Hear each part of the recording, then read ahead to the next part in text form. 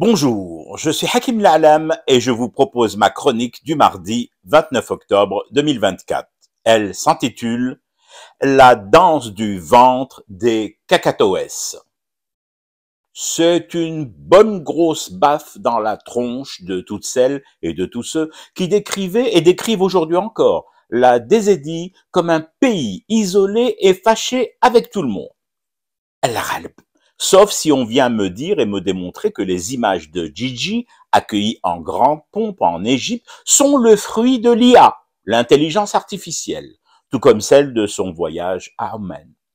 Nous sommes habitués à ce genre d'argumentaire de junkie et d'éléments de langage répétés en mode cacatoès par leur relais là-bas, dans les boulangeries londoniennes en dépôt de bilan ou dans les nightclubs de Rabat et Marrakech en mode terchak aux danseurs du ventre félon.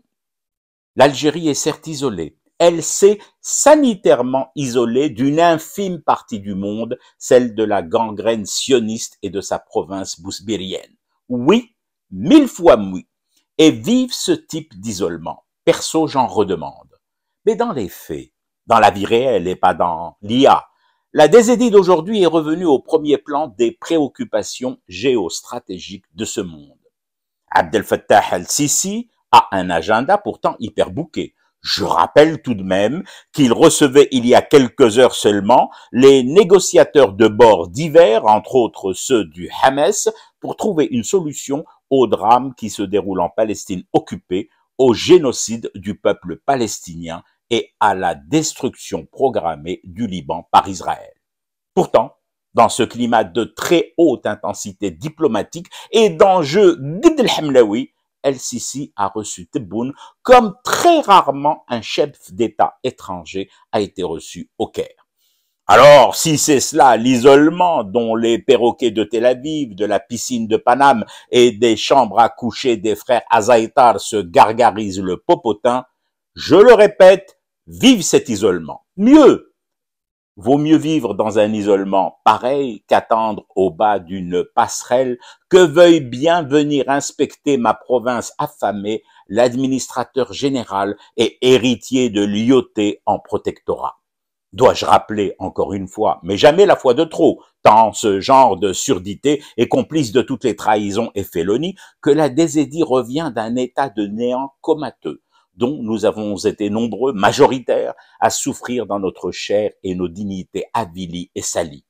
Lorsqu'un Hollande venait pousser la chansonnette de la lacrité sur le perron d'El Moradia, lorsqu'un sioniste comme Valls se prenait en selfie, en douce, dans le salon même où un boutef grabataire le recevait en état second, nous amenant à nous poser la question légitime de savoir ce que faisaient alors les responsables du clan d'Oujda et de Mosquée de laisser ainsi, en toute impunité, se dérouler ce genre de pratique immonde, Valls diffusant ses clichés infâmes dès son avion en décollage du tarmac de l'aéroport d'Alger.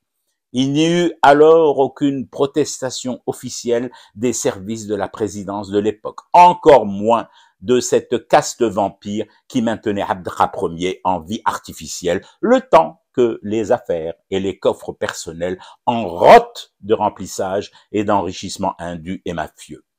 Dire que nous sommes revenus aujourd'hui de tout cela, de cette tentative concertée, je pèse mes mots, de faire disparaître l'Algérie entre 2014 et 2019 ne m'amènera pas cependant à en conclure en mode one-two triste que nous sommes devenus en quelques petites années le nombril du monde et que nous allons seuls résoudre et en finir avec les drames que vivent la Palestine et les nations amies.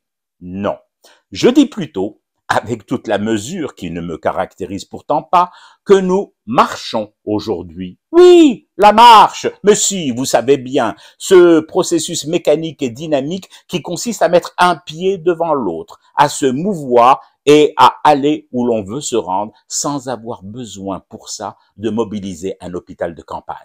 La marche, c'est se lever, c'est aller au-devant de ce qui nous entoure et d'aller même plus loin, de se rendre enfin où il faut se rendre, là où les choses du temps actuel se passent, et non pas attendre les picousses dopantes pour pouvoir placer un homme en perte de capacité de gouverner, assis sanglé face à des visiteurs se croyant aux zoo ou dans quelques musées des bizarreries.